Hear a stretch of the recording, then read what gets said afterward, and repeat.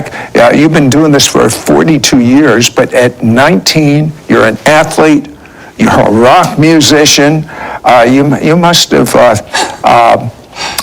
thought the world was your oyster. I mean, and it was brown hair, but the thing is, he was speaking to me not with his mouth, but with his eyes. It was so wild because I didn't expect that to happen. But it was like the warm grace of God embraced me. I felt like he didn't necessarily do this, but I felt like I was taken into his arms and held as a son. It was beautiful. Now, when you got filled with the Spirit, given a prayer language, I mean, a nice Baptist wasn't enough. You had a Baptist and a Catholic praying for you. You figure the best of all worlds.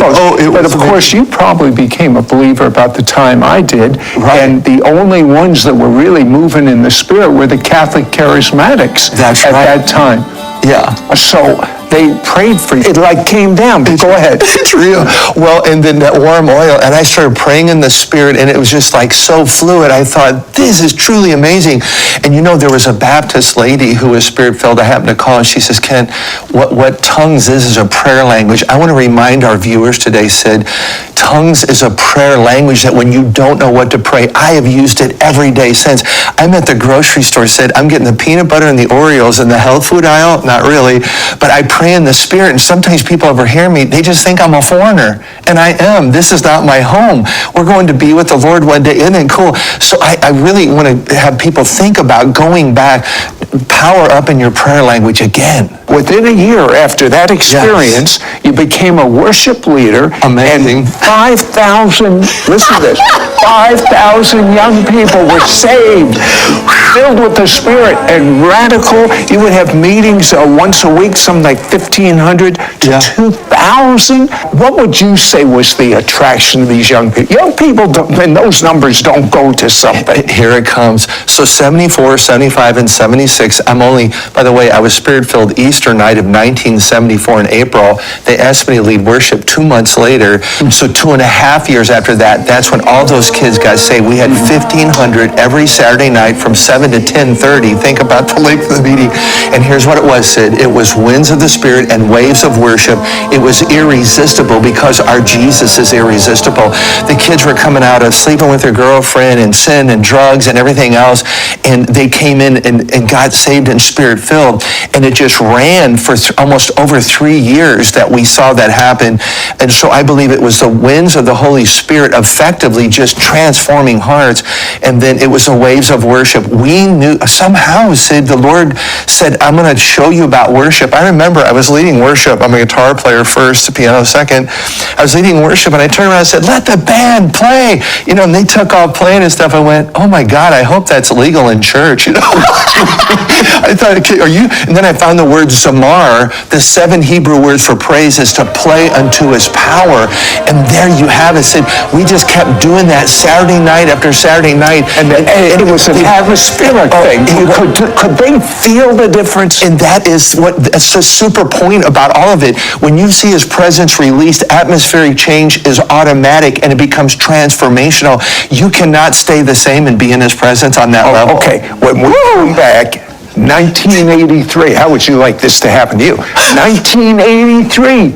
He finds out his future. He's going to be worshiping in the glory. Miracles are going to break out, and it's starting to happen now. Be right back.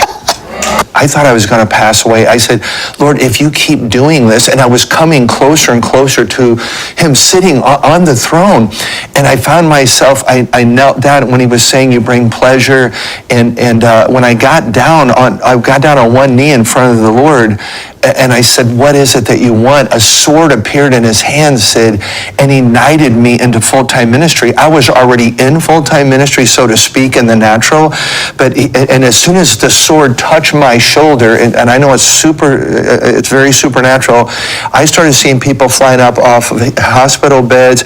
I saw miracles happening wherever I went and sang the songs of heaven, prophetic songs of the Lord. People were healed, and that's what started happening immediately after that.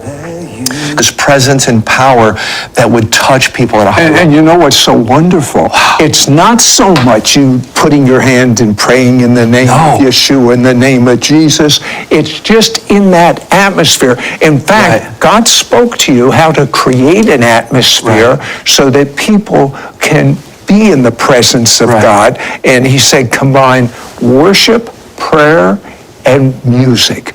Explain to me what happens to people when they're in that environment. Well, it's a specific word the Lord gave me. I was around 28 years old. He says, Kent, teach my body, the body of Christ, how to intermingle praise with prayer and worship with intercession.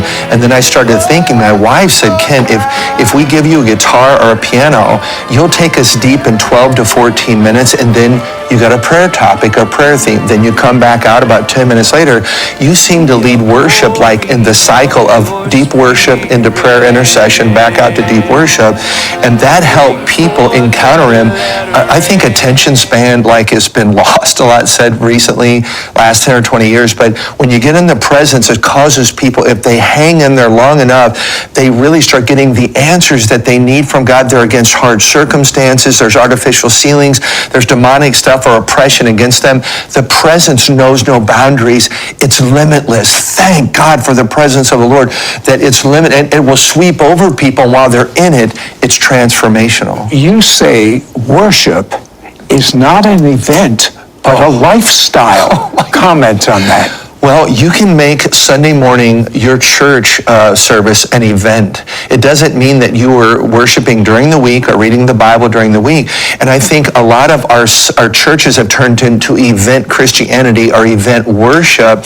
It doesn't work. If you worship every day, the things you do every day you become really good at, period. Everybody, even the world knows that.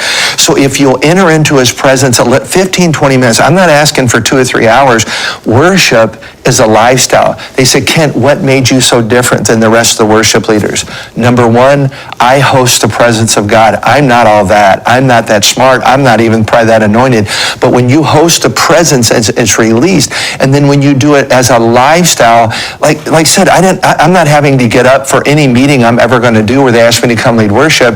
It's always burning. It's always the altar, the fire's always. Well, what would happen if a student has that great worship? Awakening? What would happen if a businessman has that type of glory on them? What would happen if a mother, a housewife had that type of glory upon her? And then do you realize that when you use the word, when you host the presence of God, and wherever you go, the presence of God is going. I mean, there's something going on in this world. Those that are hungry, those that learn how to worship, they are hosting the presence of God. But then the glory of God is coming. And can you imagine when those two collide? Well, and those that are led by the Holy Spirit, where the Spirit of the Lord is, there's liberty.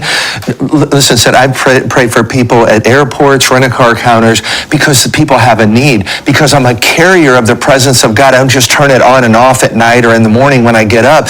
When you're there, you can actually impart something of the presence of God to even lost people, because I've really never had anybody say, no, don't pray for me. If you do it the right way, people will receive it. And since you're a carrier, this glory you're talking about you can do it day by day. That's why when you ask me, worship must be a lifestyle. The Bible, book of Acts, it was not an event. But not when you're doing a concert or something like that. When you're home by yourself, how do you worship?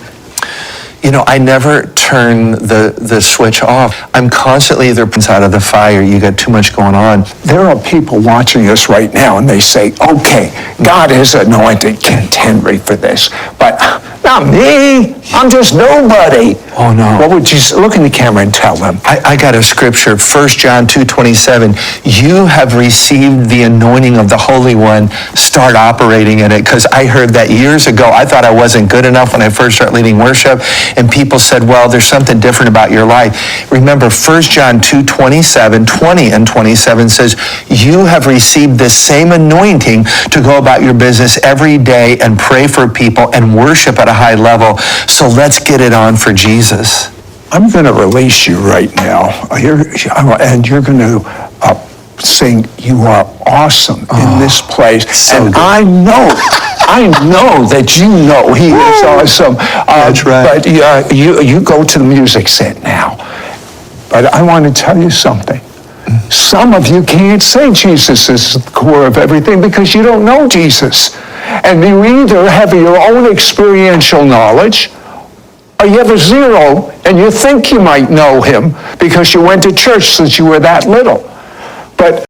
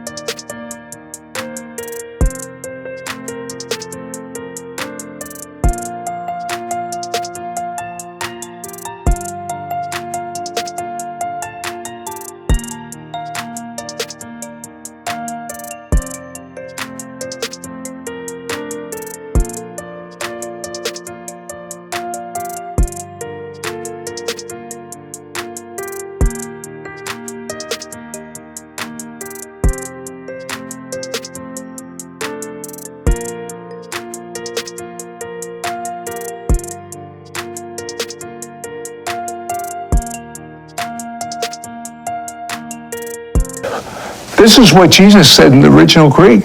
This is eternal life, that you might have your own experiential knowledge of me. I want you to say this prayer, mean it to the best of your